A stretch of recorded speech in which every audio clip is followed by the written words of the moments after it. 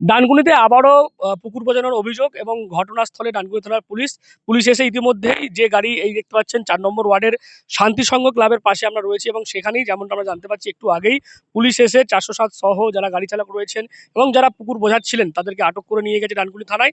এবং দেখতে পাচ্ছি আমরা যে যেখানে এই ডোবা মতো রয়েছে সেখানে এখনো পর্যন্ত জল রয়েছে এবং সেখানেই এভাবেই কিন্তু বেআইনিভাবে মাটি ফেলে সেটা বোঝানোর কাজ হচ্ছিল এবং সেই খবর পেয়ে ডানকুনি থানার পুলিশ তারা ঘটনাস্থলে আসে এবং ঘটনাস্থল থেকে একটি গাড়ি সহ চালক এবং যারা এখানে আসছিলেন তাদেরকে কিন্তু তুলে নিয়ে গেছে। এবং কি কারণে এই পুকুর বোঝানো হচ্ছিল, কোনো রকম বৈধ অনুমতি নেওয়া হয়েছে কিনা সেটাও কিন্তু খতিয়ে দেখছে।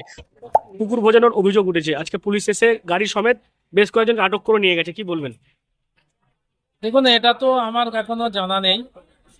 কোথায় পুকুর বোঝাচ্ছে, কে বোঝাচ্ছে, এটা আমি এখনো জানি না। এবং আমার ডানকুনি মিউনিসিপালিটি পৌরসভার মধ্যে ওনারা কোনো কিছু আমাদেরকে জানায়ও না, আর কোনো পারমিশন কিংবা কোনো কিছু এসব নেইও। এবং উনি কোনো নিজের উদ্যোগে হয়তো কে করছে, সেটা আমি তদন্ত করব। তদন্ত করে দেখে আমি নিশ্চয়ই এটা জানাবো এবং এর প্রতিবাদ করব। নম্বর ওয়ার্ডে দেখা যাচ্ছে আবারও পুকুর ভরাটের অভিযোগ উঠেছে, পুলিশ আজকে গিয়ে সেই পুকুর ভরাট রুখে দিয়েছে, কি বলবেন? দেখুন, জানে না কেউ না, সবাই জানে। দিনের আলোয় ভরাট হচ্ছে, জানে না এটা বললে কেউ বাচ্চা ছেলেরা বা মানুষও বুঝবে নাকি? সুতরাং সবই হচ্ছে মদতেই হচ্ছে। যখন সামনাসামনি পড়ে যাচ্ছে, আপনারা পৌঁছে যাচ্ছেন, তখন বলছে, নাটক করছে যে আমরা জানি না। সবই হচ্ছে, সব কিছুই নজর হচ্ছে, মানুষ সবই বুঝতে পারছে।